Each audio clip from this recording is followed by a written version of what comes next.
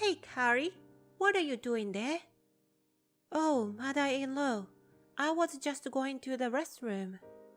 What are you talking about? You are an outsider, so you should go outside.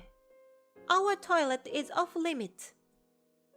Left speechless by my mother-in-law's sudden statement. This day, we visited my husband's family home for the first time since we got married. We are supposed to be treated to a meal along with my husband, but suddenly, I was receiving childish harassment from my mother-in-law. Thinking back, I had a vague feeling that my mother-in-law did not think highly of me since we first met for the marriage introduction. But I never thought she would go so far as to harass me in such a childish manner. Having no choice, I left the house to look for a nearby restroom, unaware that my mother-in-law would soon find herself in a difficult situation. My name is Carrie. I'm 28 years old. I'm living happily every day with my newlywed husband. My husband is 32, 4 years older than me, and his name is Max. He works at a major company and holds a position even at a young age. He is a promising and excellent husband. We met at a so-called group dating party. But it was a drinking party I reluctantly participated in just to make up the numbers. I didn't expect to find the one. But I met Max at such a gathering and even married him, so nobody knows what happened to life. That being said, it would be a lie to say that there are no issues in this married life. Although I'm usually living a happy life, the truth is, I have a concern that I can't share with my husband. That concern is the existence of my husband's mother. I, who am not very well regarded by mother-in-law. I realized this from the first time I met my mother-in-law. It was when we went to his parents' house for our marriage introduction. Dad, Mom, this is Carrie, who I intended to marry. Max introduced me to his parents. I wanted to make a good impression, but contrary to that desire, I was too nervous to speak well. However, my father-in-law noticed this and smiled at me kindly. Nice to meet you, Carrie. Thank you for always being great to my son. Oh no, your son is the one who always takes good care of me. Ha ha ha, what a lovely young lady. You don't have to be so modest. Max is lucky to have you. No, that's not true at all. Max, watching the conversation between me and his mother, smiles. But I noticed the figure of his mother, who hadn't changed her expression at all next to him. When our eyes unexpectedly meet, my mother-in-law forces a smile towards to me. Her voice when addressing me was overly gentle. I'm also thrilled. It's wonderful to have a lovely girl, like Carrie coming to be our daughter-in-law. I'm flattered, even from my mother-in-law. Ah, Carrie, can you help me make some tea? I'd like to chat with just the two of us. Of course, let me assist you. Despite Max saying, You can just sit, it's fine. I couldn't just sit there in front of my mother-in-law. Wanting to leave a good impression, I was eager to be proactive in situations like this. So, I followed my mother-in-law to the kitchen. However, as soon as we were alone, my mother-in-law's expression turned instantly cold. That expression, it changed in an instant, enough to instill fear. Fearfully, I spoke to my mother-in-law. Mother-in-law, Ah, you make me sick. Don't casually call me mother-in-law. Sick? You probably tricked my son with your charms or something, didn't you? I hate women who pretended to be cute like you. That's not true. I truly love Max. You're misunderstanding, mother-in-law. You're after his money, aren't you? It's shameless how you're clinging to Max just because he works for a top-tier company. Wait, please, you're misunderstanding. Please listen to me, mother-in-law. Mother-in-law refused to listen to my denials. I was unable to do anything but stand there. In the end, my mother-in-law brewed the tea by herself. Then I realized she had only called me into the kitchen to insult me. When my mother-in-law finished preparing the tea, she turned to me and said, "I'll never accept a woman like you as Max's wife. Please listen to my story, please. I will never accept you. Your words aren't even worth the listening to. But I'll pretend to accept you in front of Max." With that, my mother-in-law, carrying the tea she'd prepared, headed to the living room. By the time we returned to the living room, my mother-in-law had already reverted to her previous demeanor. I was so anxious about my mother-in-law's attitude that I couldn't focus on the rest of the conversation. And on the way home, Max, seeming a bit troubled, asked me this. Carrie, did something unpleasant happen? Huh? Why do you ask? Well, you're usually smiling, but today your expression was stiff. Maybe I was just tired because I've been nervous all day. Sorry. I'm sorry. That makes sense. Let's relax when we get home. On the way home, Max bought me my favorite fast food. He smiled and said, "Let's eat this together when we get home." Desperate, I forced a smile. I couldn't just say, "Your mother hates me." In the end, I couldn't tell Max anything until we got married. But that was when the real hell began. At Max's request, I quit my job when we got married and became a housewife. One day, while I was doing housework and watching TV, my cell phone rang. Who could it be?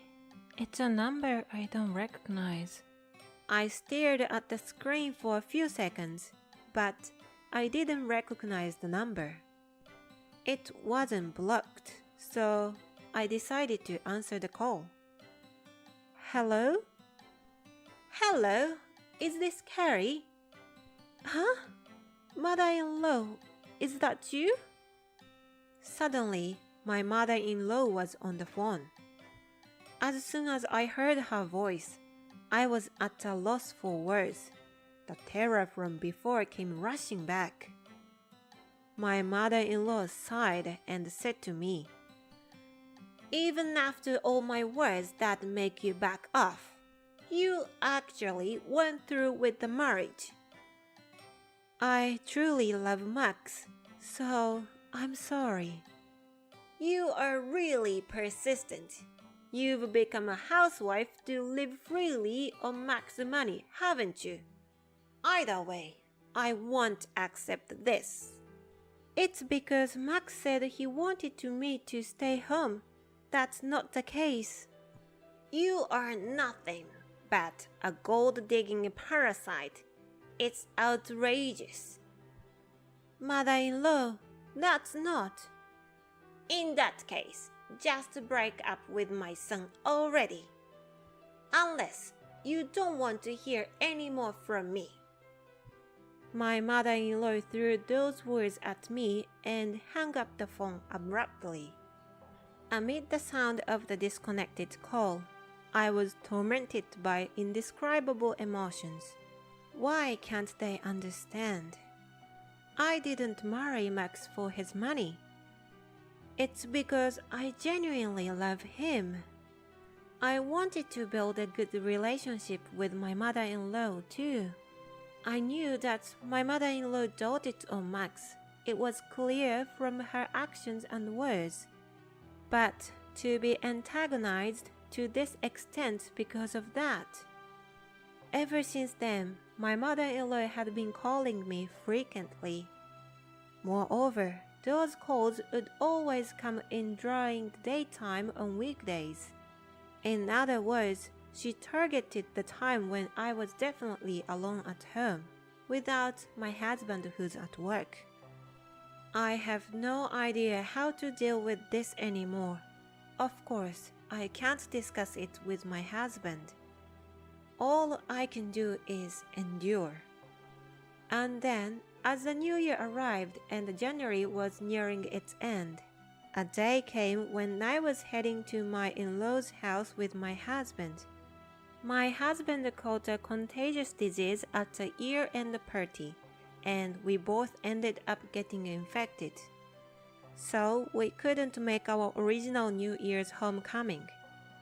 Eventually, we postponed our planned homecoming and couldn't leave the house at the start of the year.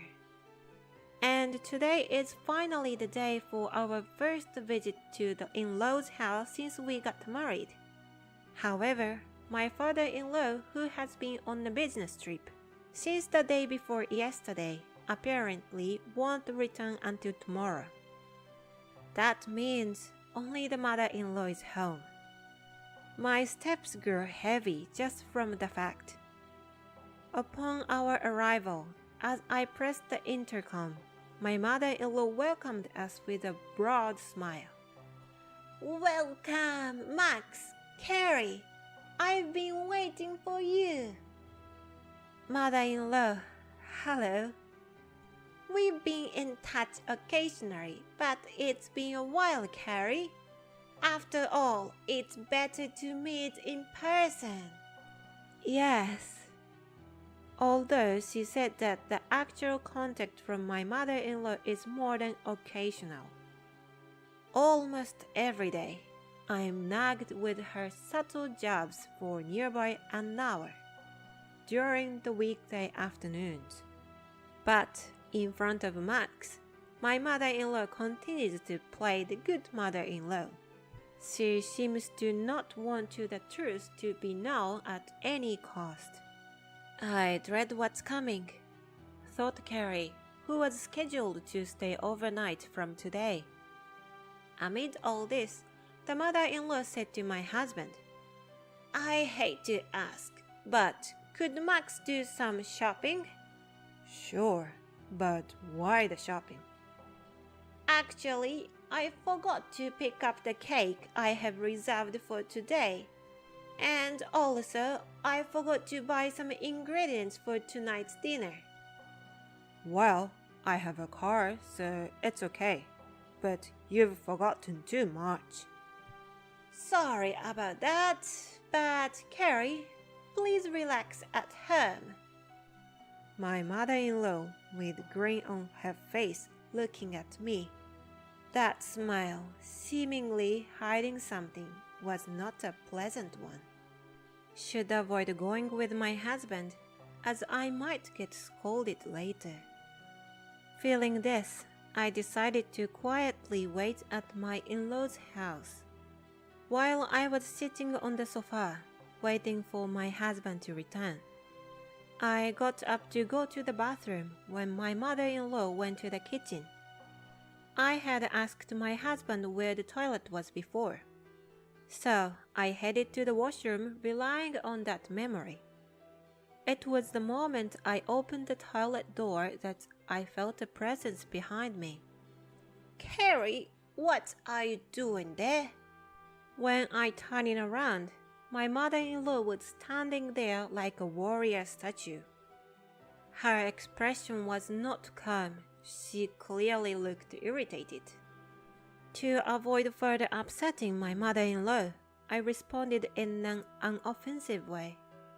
Mother-in-law, I'm sorry for getting up without permission. I'm asking what you're doing there. Answer the question. I just came to use the restroom.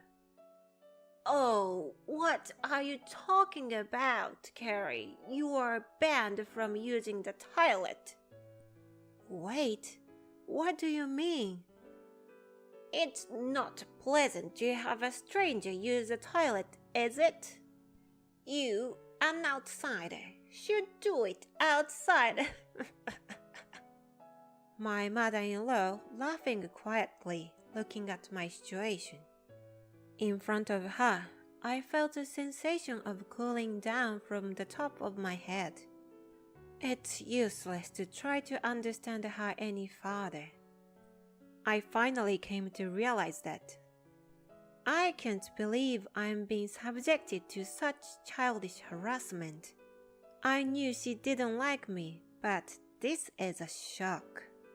There is no way I can build a family relationship, even if I'm just her daughter-in-law. With such a person, I can't take it anymore. I understand. With that, I stormed out of my in-laws' house. However, I had no idea where the convenience store or supermarket was. I was unfamiliar with the area. I could endure for now, but there was no way I could hold it until my husband returned. Thinking so, I aimlessly walked around the town until I saw a station. I quickly entered the public toilet and did my business. When I came out, Curry? I heard a voice from somewhere. But looking around, I didn't see anyone I knew. Then, Over here! My father-in-law came running towards me. Huh? I thought you were coming back tomorrow. I heard that you and Max were coming to our house, so I finished my business early and hurried back. I see. But why were you using the station toilet when we have one at our house? Well, that's because... Seeing me falter, my father-in-law seems to realize something. His smile from a moment ago disappeared, and he asked me a serious question. I hate to think, but did my wife do something to you? No, it's nothing like that. Actually, I've been worried about this for a while. Even at our marriage meeting, your face was very dark when you returned from the kitchen. So, please tell me the truth. Father-in-law! Before I knew it, I was sobbing at his kind words. I didn't care that there were people around, and I cried out loud. We sat on a nearby bench, and my father-in-law quietly waited until I stopped crying.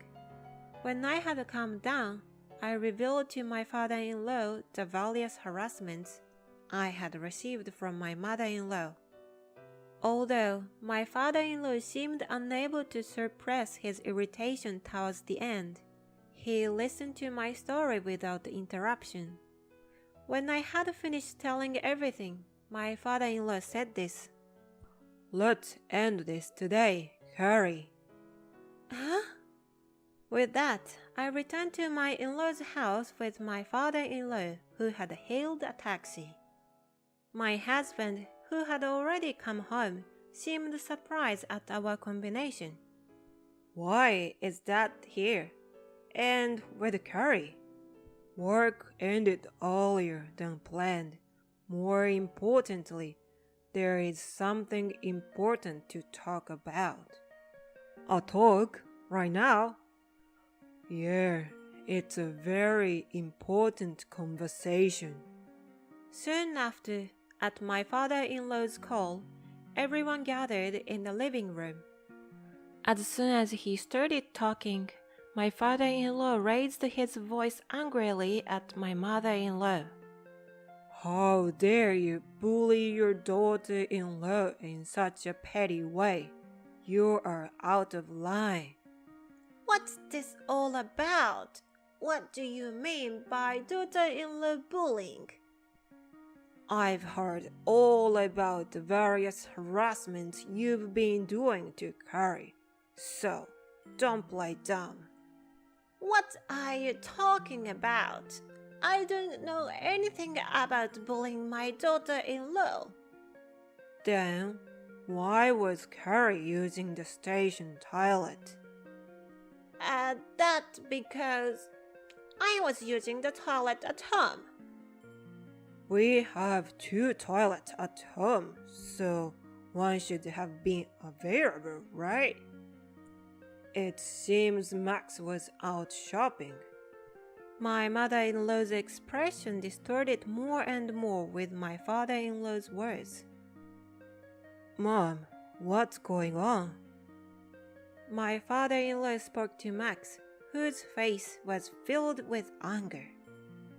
She had been harassing Carrie for a long time, just as I've explained. What? Pretending to be on good terms with Carrie, while bullying my wife behind the scene? What's that all about? Max's anger was palpable. No, that's not it, Max. Please, just listen to me.